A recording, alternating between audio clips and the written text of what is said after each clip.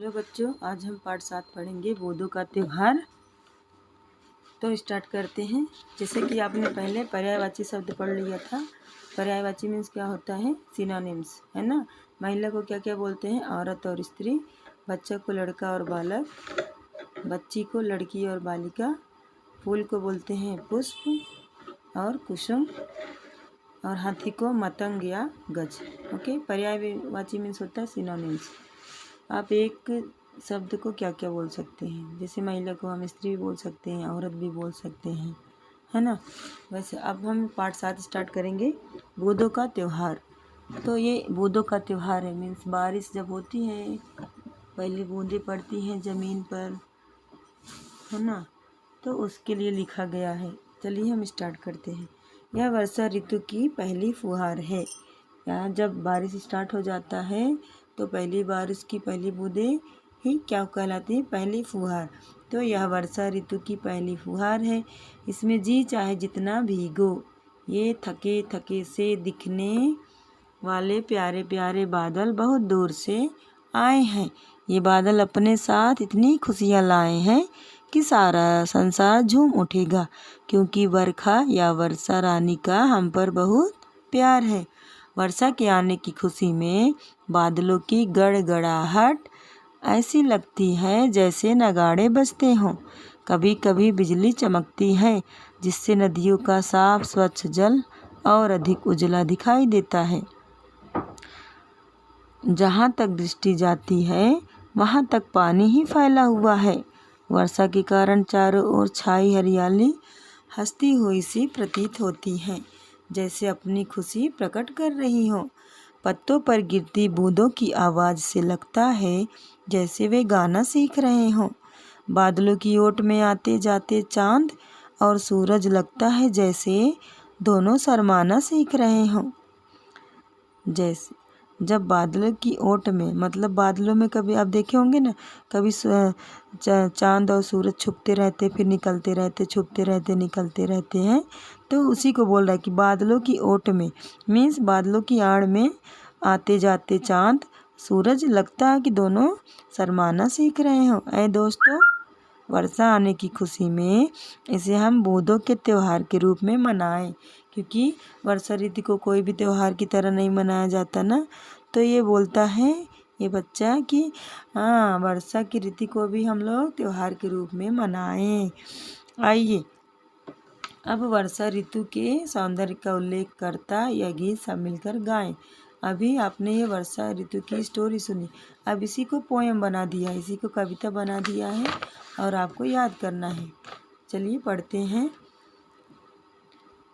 काले काले बादल आए, काले काले बादल आए, ठंडी ठंडी जल की बूंदें लाएं, ठंडी ठंडी जल की बूंदें लाएं।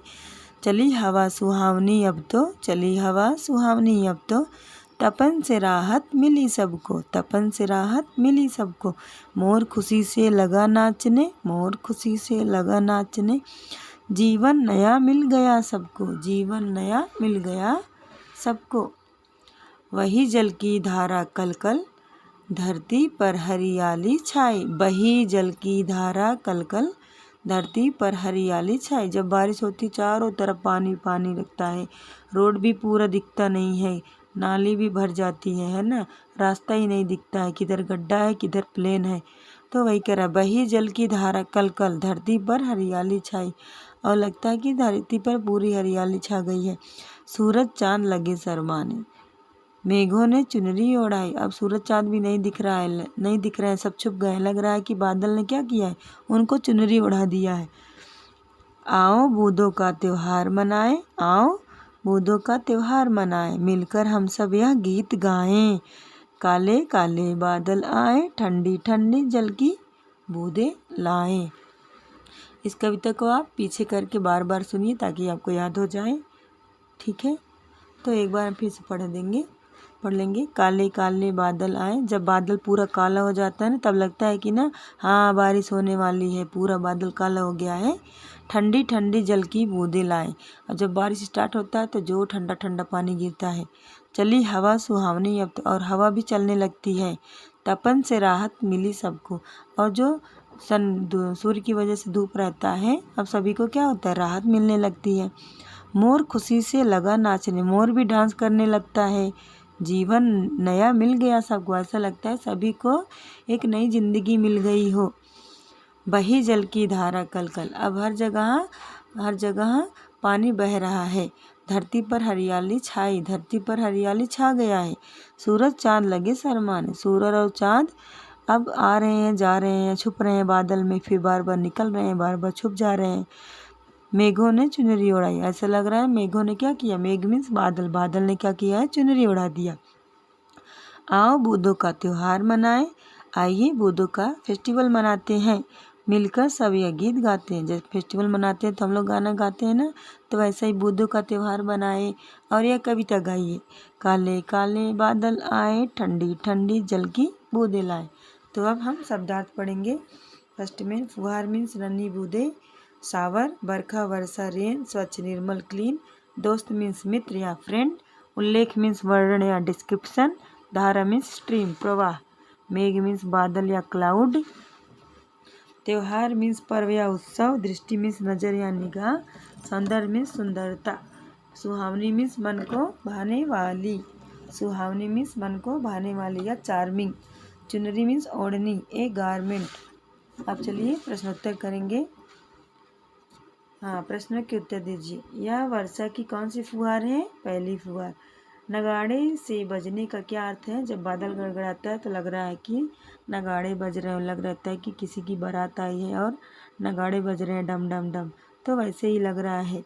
पत्ते गीत गाना किस प्रकार सीख रहे हैं, पत्ते गीत गाना किस प्रकार सीख रहे हैं, जैसे जब पत्तों पर पानी की बूंदें गिरती है तो उनकी आवाज़ से लगता है कि वे गाना सीख रहे हैं।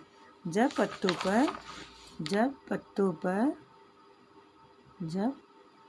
पत्तों पर पानी की बूंदें गिरती हैं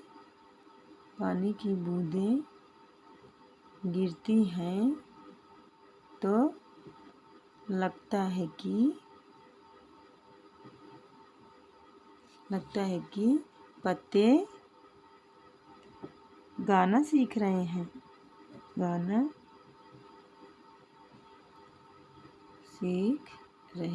ओके। चाँद तथा सूरज किस तरह शर्माना सीख रहे हैं, चाँद और सूरज किस तरह शर्माना सीख रहे हैं, यहाँ देखिए। बादलों की ओट में आते जाते चाँद और सूरज लगता है दोनों शर्माना सीख रहे हैं। जब वो बादलों में बार बार छुप रहे हैं, आ रहे हैं, बादलों की ओट में छुपना और निकलना लगता है कि वो शर्माना सीख रहे हैं। छुपना और निकलना से लगता है कि वे शर्माना सीख रहे हैं, यहाँ पे आप जोड़ लीजिएगा, सीख रहे हैं। हमें कौन सा त्यौहार मनाना है, बूंदों का त्यौहार। क्या मनाना है, बूंदों का त्यौहार। आइए बूंदों का त्यौहार मनाएं, पोएम में है ना, बूंदों का त्योहार है ना। दिए गए शब्दों के अर्थ लिखिए। फुहार मीन्स नन्ही बूंदे, बरखा मीन्स क्या होता है, वर्षा, बरखा मीन्स वर्षा, दोस्त मीन्स मित्र या फ्रेंड, चुनरी मीन्स ओढ़नी, आपको शब्दार्थ में भी ये सब दिए गए हैं। मेघ मीन्स बेटा बादल, स्वच्छ मीन्स साफ, उल्लेख मीन्स क्या होता है, वर्णन या डिस्क्रिप्शन, सौंदर्य मीन्स क्या होता है, सुंदरता या ब्यूटी। वर्षा ऋतु के दृश्य को देखकर उसका 4 पंक्तियों में वर्णन कीजिए। आपको इस बारिश के मौसम में क्या क्या दिख रहा है बताइए, और वहाँ पोएम कविता की लाइन से ढूंढ कर लिखिए। देखिए ये नाच रहा है, मेढक भी तैर रहा है, बादल से पानी गिर रहा है ना, और चारों तरफ हरियाली छाई है। तो हम इसमें कौन सी लाइन डालेंगे,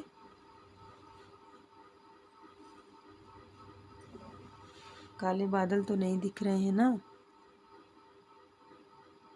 मोर भी नहीं दिख रहा है इसमें। इसमें क्या कहा है, वर्षा ऋतु के इस दृश्य को देखकर उसका 4 पंक्तियों में वर्णन कीजिए। आपको कोई 4 लाइन लिखना है, वर्णन करना है।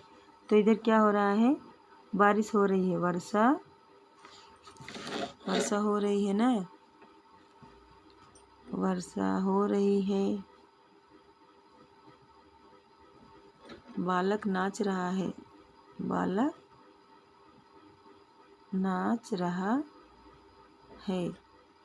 और 4 लिखना है, चारों तरफ हरियाली छाई है, चारों तरफ हरियाली छाई है। और मेढक तैर रहा है, मेढक कहाँ तैर रहा है, तालाब में। मेढक तालाब में तैर रहा है। मात्रा गलत नहीं लिखेंगे, देख के लिखिएगा। टेक्स्ट बुक में जो करना है भाषा ज्ञान। अब सीखिए प्रत्यय क्या होता है। जो शब्दांश या शब्दांश में हो गया शब्द का अंश या शब्द का जो हिस्सा मूल शब्दों के अंत में लगकर उनके अर्थ को बदल देता है, उसमें विशेषताएं उत्पन्न करता है, उसे प्रत्यय कहते हैं। जैसे मूल शब्द है आपका लड़, लघु, कृपा। अब इसमें हम क्या जोड़ते हैं, देखो लास्ट में जो जोड़ देंगे उससे इसका अर्थ बदल जाएगा, तो इसको बोलेंगे प्रत्यय। जैसे लड़ प्लस आई तो क्या हो गया, लड़ाई। ठीक है, मूल शब्द आपका क्या है, लड़, लेकिन प्रत्यय इसमें आई। लघु प्लस ता प्रत्यय जोड़ के बना देंगे तो लघुता। बिना प्रत्यय का आपका कोई अर्थ नहीं बनता, इसलिए लास्ट में जो अर्थ लिखते हैं तो उसमें जो लास्ट में लिखते हैं उसमें ही प्रत्यय रहता है। जैसे कृपा धन आलू, यहाँ पे देखो कृपालू, तो लास्ट में लग रहा है ना आलू, आलू की साउंड आ रही है ना, तो ऐसे आपको प्रत्यय निकालना होगा। कृपा धन आलू, कृपालू। यहाँ देखिए चढ़ प्लस आई, चढ़ाई। प्रभु प्लस ता, प्रभुता। दया प्लस आलू, दयालु। ओके, तो बिना प्रत्यय के आपका कोई लगता नहीं कि क्रिया है, वर्ब नहीं बनता। प्रत्यय लगा के ही पूरा वर्ब बनता है। मूल शब्द में प्रत्यय जोड़कर नया शब्द बनाइए, ये आपके लिए है। देखिए नम्र प्लस ता क्या हो जाएगा, कुछ भी नहीं करना है, बस जोड़ देना है, नम्रता। गुरुता क्या हो जाएगा, गुरुता। दीनता, ये दा अक्षर है, आपको अच्छा नहीं आता तो पहले वर्णमाला प्रैक्टिस करते रहिए और क्लास में आके पूछते रहिए क्या पढ़े हैं क्या नहीं, पढ़ते नहीं हैं आप लोग। धनी, धा ना पे बड़ी की मात्रा, धनी। सुंदरता, सुंदरता। कुरूपता, कुरूपता। मधुरता, और यहाँ लोभी, भा पे ई की मात्रा है, बड़ी। क्रोधी, समझ में आया। विलोम, विलोम सीखेंगे। दूर का पास, खुशी का, खुशी का क्या हो जाएगा, दुखी। स्वच्छ, गंदा। स्वच्छ, अस्वच्छ, अस्वच्छ भी बोल सकते हैं, नहीं तो गंदा भी बोल सकते। जल का विलोम, गीला का हो जाएगा सूखा। जल का विलोम क्या होगा, कमेंट में बताइए। और उदाहरण के अनुसार वचन बदलिए, वचन बदलना है, बहुवचन बनाइए। खुशी, खुशियाँ। बिजली, बिजलियाँ।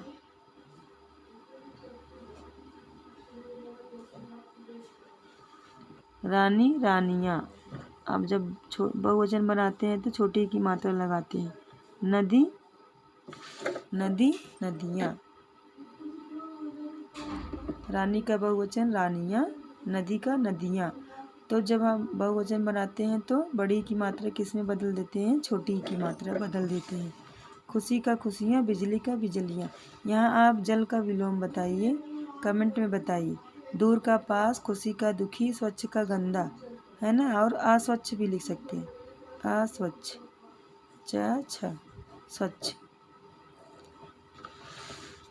इसके बाद आपको पढ़ाना है पाठ 8, फूलों से नित हंसना सीखो। तो हम इसको नेक्स्ट वीडियो में पढ़ेंगे। Thanks for watching.